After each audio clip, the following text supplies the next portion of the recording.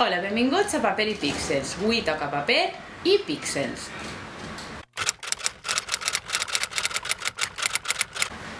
Benvinguts a un nou capítol de tècniques d'escriptura. Avui vull parlar-vos dels personatges antiheroics, diguem. No antiheroics en el sentit que són personatges bons però no són l'arquetípic personatge valent, no com Frodo, per exemple, que no és el cavaller heroic que esperaríem que fora el protagonista, no. Parle de que el personatge dolent siga en realitat el protagonista central de la història i siga com el bo de la història. No sé si m'explique. N'hi ha un sentiment general que és que, per exemple, quan ens agrada un escriptor o un cantant, sentim com la necessitat que també ens caiga bé com a persona. Si de vegades, a mi personalment em costa, si de vegades descobreix que després políticament o ideològicament o amb la resta dels seus gustos literaris i musicals no coincidim o som més bé contraris, després em costa acostar-me a les seues obres d'una manera objectiva i apreciar l'obra en si. Necessitem una determinada empatia en altres aspectes, no sé si a tots vos passa.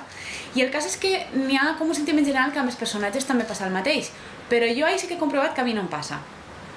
No necessite que el personatge em caiga bé, no necessite identificar-me amb el personatge.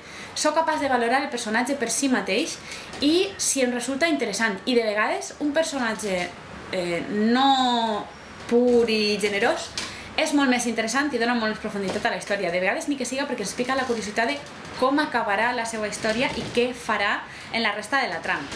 Exemples. El Dr. House, per exemple, si heu vist la sèrie televisiva, és una persona que és antipàtica, és un geni, però és antipàtic, no és empàtic en absolut i ha de tractar amb els pacients. És una persona de tracte difícil, però dona molt de joc per a les escenes, fa les trames molt interessants, però realment en la vida real jo no voldria que fos el meu metge i que m'haguera d'atendre.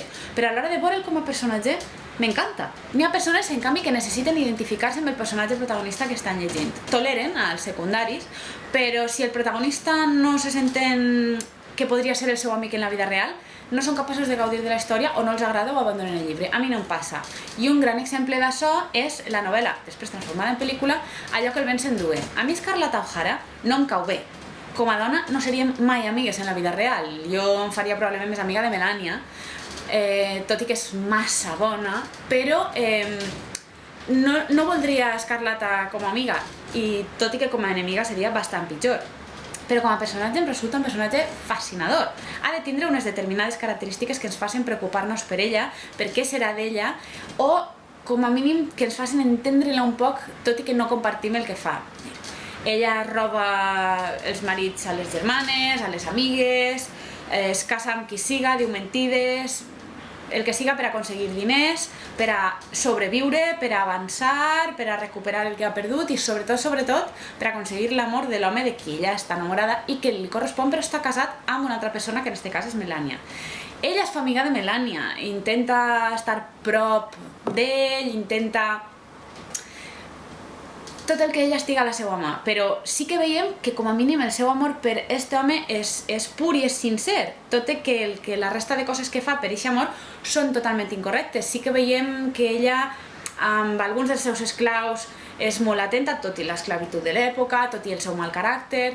Sí que recuperar la seva terra, Tara, es converteix en alguna cosa més simbòlica per a ella i que la fa ser més noble o que li trau una força, i sí que hi ha determinades característiques que ens fan identificar-nos un poc, però ella en si és antipàtica, és mentidera, és deshonesta, no és el que diríem una bona persona, no és una persona per la qual ens preocuparíem.